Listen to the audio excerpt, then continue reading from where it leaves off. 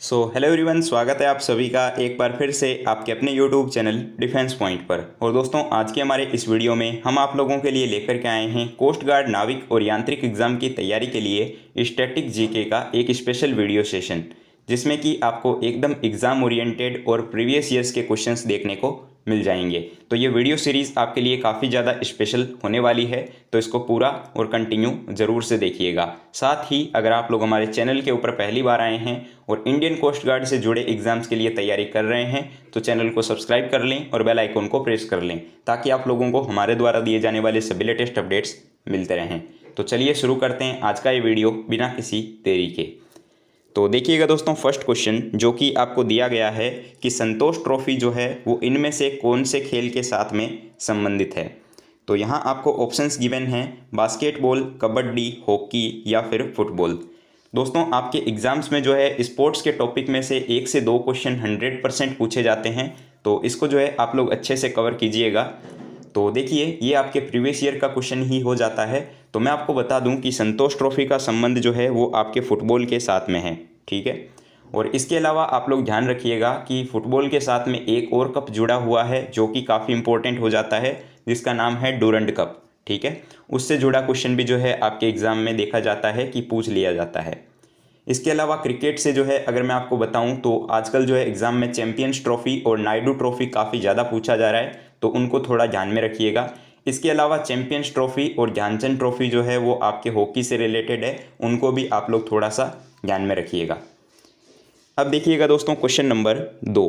यहाँ आपको क्वेश्चन दिया गया है कि वर्ष 2028 के ग्रीष्मकालीन ओलंपिक की जो मेज़बानी है वो इनमें से कौन सा शहर करने वाला है। तो ऑप्शंस दिए गए हैं लॉस एंजल्स, मॉस्को, हेलसिंकी या फिर पेरिस। तो देखिए कि जो 2028 में आपके ग्रीष्मकालीन ओलंपिक होने वाले हैं वो 34वें ग्रीष्मकालीन ओलंपिक होंगे, और उनका आयोजन जो है वो आपके अमेरिका के लॉस एंजल्स के अंदर होने वाला है। तो इस प्रश्न का राइट आंसर हो जाता है ऑप्शन नंबर ए। लेकिन आपको ये भी याद रखना है कि जो 2024 के ओलंपिक होने वाले हैं उनका आयोजन पेरिस, फ्रांस के अंदर होने वाला है, क्योंकि ये भी पूछा जा सकता है, क्योंकि करंट अफेयर्स का क्वेश्चन बन जाता है। अब देखिएगा दोस्तों, प्रश्न संख्या 3। यहाँ आपको क्वेश्चन दिया गया है कि फीफा वर्ल्ड कप 2022 जो है किस देश के अंदर आयोजित होने वाला है, ठीक है।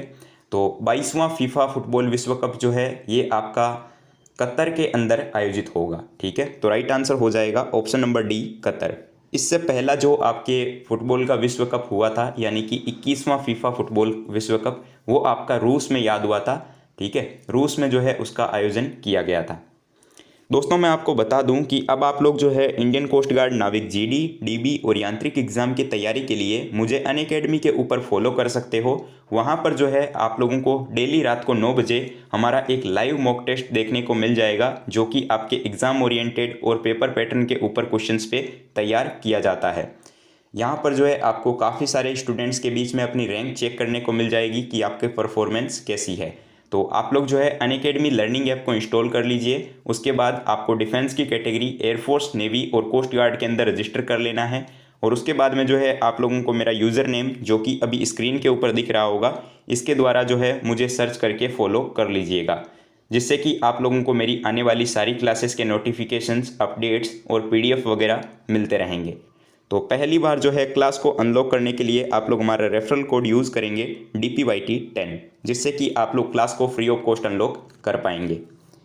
एक चीज़ और बताना चाहूँगा कि अनअकैडमी के द्वारा ही जो है आपके एयरफोर्स एक्स ग्रुप एग्ज़ाम की तैयारी के लिए एक नया बैच भी लॉन्च किया गया है, जो कि आपका हो जाता है ब्रह्मोस एयरफोर्स एक्स ग्रुप, जो कि कंप्लीट बैच कोर्स होने वाला है, जिसमें कि डिफेंस की टॉप फैकल्टीज़ के द्वारा आपको यहाँ पढ़ाया जाएगा।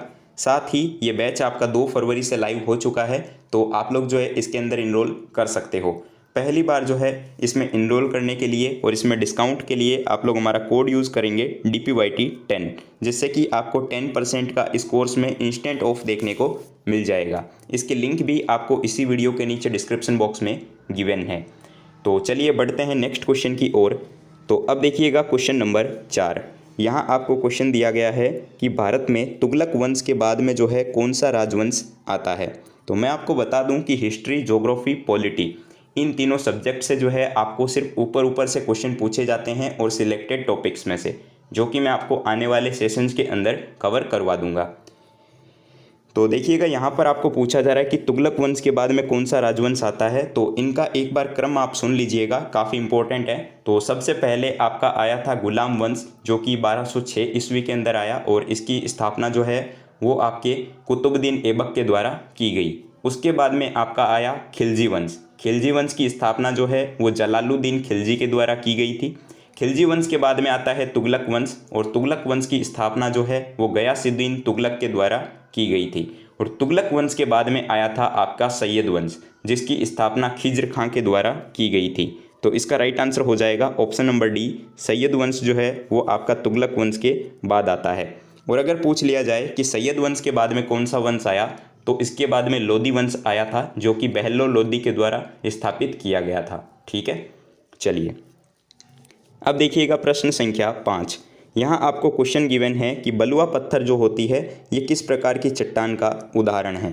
ठीक है, तो देखिएगा कि जो चूना पत्थर, डोलोमाइट और इसके अलावा जो बलुआ पत्थर वगैरह होते हैं ये आपके अवसादी चट्टानों के प्रकार होते हैं। तो राइट आंसर हो जाएगा ऑप्शन नंबर डी।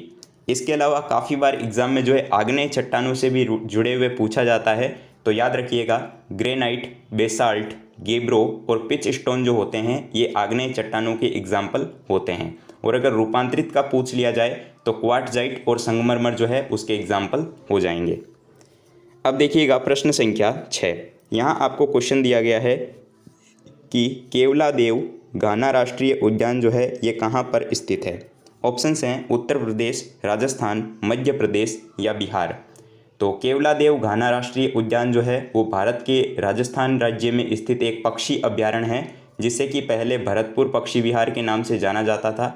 और यहाँ पर जो है आपके पक्षियों की लगभग 380 प्रजातियाँ पाई जाती है।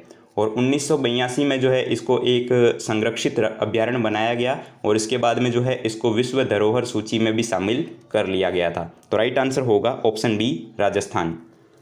अब देखिएगा दोस्तों क्वेश्चन नंबर 7। यहाँ आपको क्वेश्चन दिया गया है कि निम्नलिखित में से कौन सा एक भारत में आरक्षित जैव मंडल नहीं है।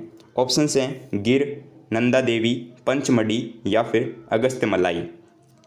तो देखिए, नंदा देवी जो कि 2004 में, पंचमढ़ी जो कि 2009 में और अगस्त्यमलाई जो कि 2016 में भारत के आरक्षित जैव मंडल है, जबकि गिर जो है वो आपके राष्ट्रीय उद्यान जैव मंडल आरक्षित क्षेत्र नहीं है। ठीक है, गुजरात में स्थित ये अभ्यारण्य जो है वो शेरों के लिए प्रसिद्ध है। ठीक है, तो राइट आंसर होगा ऑप्शन नंबर ए, गिर। अब देखिएगा दोस्तों क्वेश्चन नंबर 8। यहाँ क्वेश्चन दिया गया है कि इनमें से कौन सी नदी को तिब्बत में सांगपो और बांग्लादेश में जो है जमुना के नाम से जाना जाता है। ऑप्शंस गिवन हैं गोदावरी, सिंधु, ब्रह्मपुत्रा या फिर ताप्ती नदी। तो ब्रह्मपुत्रा नदी, जिसको तिब्बत में सांगपो और सांपो के नाम से जाना जाता है और मानसरोवर झील के निकट से ये निकलती है हिमनद से, और इसको अरुणाचल प्रदेश में जो है दिहांग और बांग्लादेश में जमुना के नाम से जाना जाता है। भारत के अंदर अगर ब्रह्मपुत्रा नदी की लंबाई की बात की जाए तो लगभग 916 किलोमीटर है और इसकी कुल लंबाई जो है वो 2900 किलोमीटर है। ठीक है, तो राइट आंसर होगा ऑप्शन नंबर सी, ब्रह्मपुत्रा। अब देखिएगा प्रश्न संख्या 9। ये काफ़ी इंपॉर्टेंट क्वेश्चन है। यहाँ क्वेश्चन दिया गया है कि भारतीय संविधान का कौन सा अनुच्छेद जो है वो राज्य सरकार को अध्यादेश लाने का अधिकार प्रदान करता है। तो भारतीय संविधान में अध्यादेश जारी करने की शक्ति जो है राज्यपाल को अनुच्छेद 213 के अंतर्गत दी गई है और ये शक्ति जो है वो राज्यपाल की विधायी शक्तियों के अंतर्गत आती है। और राष्ट्रपति को जो है अनुच्छेद 123 के तहत जो है अध्यादेश जारी करने की शक्ति है। तो ये भी आप लोग जो है थोड़ा ध्यान में रखिएगा, राष्ट्रपति वाला भी काफ़ी इंपॉर्टेंट हो जाता है। अब देखिएगा प्रश्न संख्या 10। यहाँ दिया गया है कि भारत के पहले उपराष्ट्रपति कौन थे। ये इस प्रैक्टिस सेट का सबसे ईजी क्वेश्चन है। तो देखिए कि डॉक्टर सर्वपल्ली राधाकृष्णन जो कि भारत के पहले उपराष्ट्रपति और द्वितीय राष्ट्रपति थे। ठीक है, जो कि भारतीय संस्कृति के संवाहक और महान दार्शनिक भी थे। ठीक है, अब देखिएगा प्रश्न संख्या 11। यहाँ दिया गया है कि भारतीय संविधान में स्वतंत्रता, समानता और बंधुत्व के सिद्धांत जो है इनमें से कौन से देश के संविधान से लिए गए हैं। तो इसके लिए जो है आपका सही जवाब हो जाएगा ऑप्शन नंबर ए, फ्रांसीसी संविधान। ठीक है, फ्रांसीसी संविधान से आपके स्वतंत्रता, समानता और बंधुत्व और गणतंत्र की व्यवस्था को लिया गया है। ठीक है। इसके अलावा आयरलैंड से आपके नीति निदेशक तत्व और राष्ट्रपति का निर्वाचन लिया गया है। कनाडा से अगर बात करें तो कनाडा से आपके संघीय व्यवस्था, राज्यपालों की नियुक्ति और अवशिष्ट शक्तियां जो कि केंद्र के पास में हैं उसका भी वर्णन लिया गया है। ठीक है। अब देखिएगा प्रश्न संख्या 12।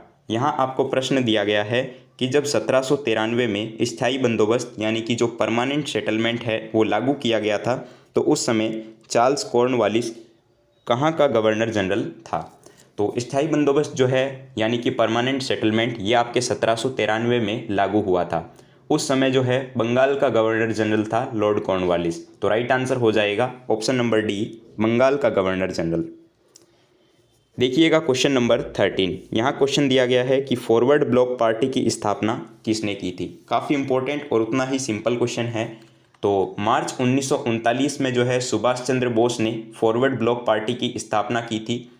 और जैसा कि आपको पता ही होगा कि जर्मनी में सुभाष चंद्र बोस को जो है भारतीय द्वारा जो है नेताजी की भी उपाधि दी गई थी। तो ये भी आप लोग थोड़ा ध्यान में रख सकते हो।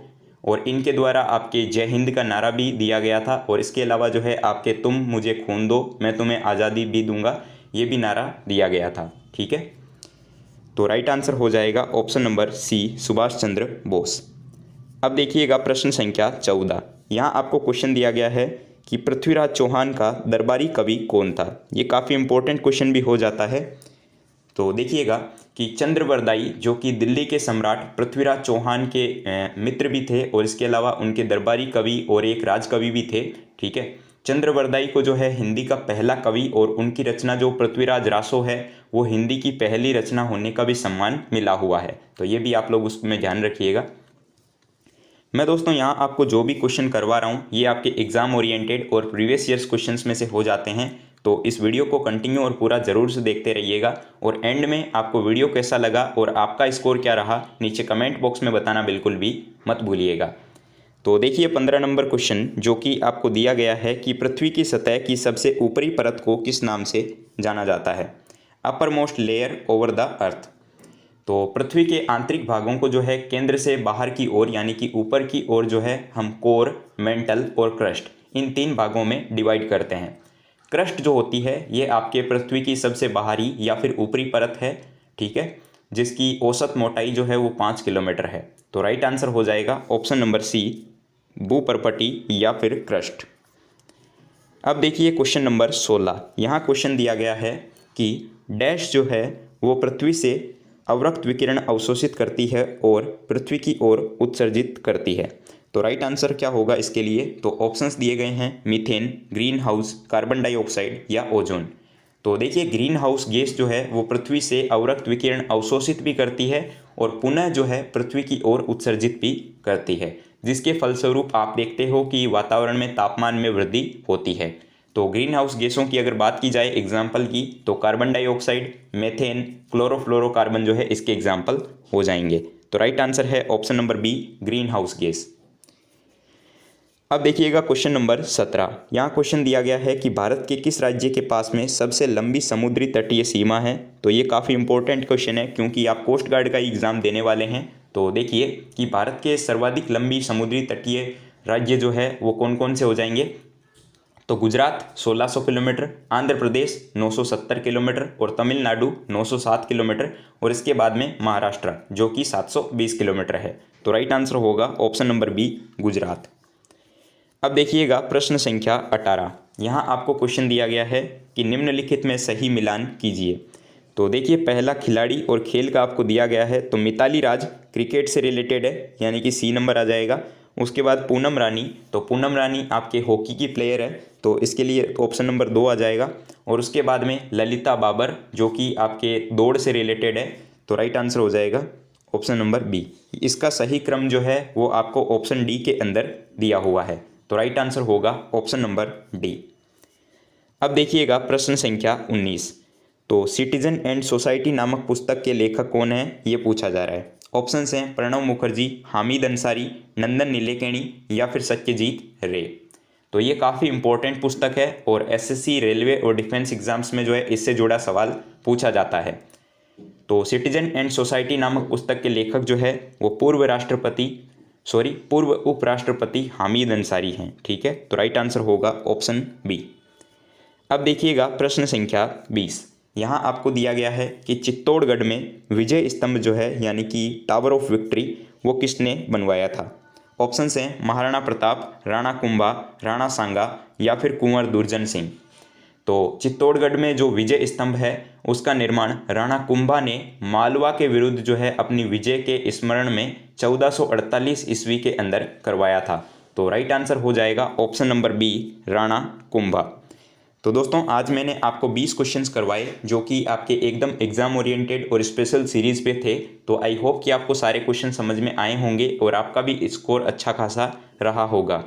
तो अब एक क्वेश्चन आप लोगों के लिए है क्वेश्चन फॉर यू सीरीज़ में, जैसा कि हमारे हर वीडियो में होता है।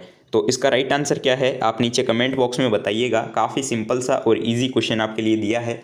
तो स्वराज्य मेरा जन्मसिद्ध अधिकार है और इसे मैं लेकर के रहूँगा, ये नारा किसने दिया था। तो इसका जो भी राइट आंसर है आप नीचे कमेंट बॉक्स में बताइएगा। दोस्तों अगर वीडियो पसंद आया हो तो लाइक कीजिएगा, चैनल को सब्सक्राइब कीजिएगा और अपने दोस्तों के साथ में शेयर करना बिल्कुल भी मत भूलिएगा।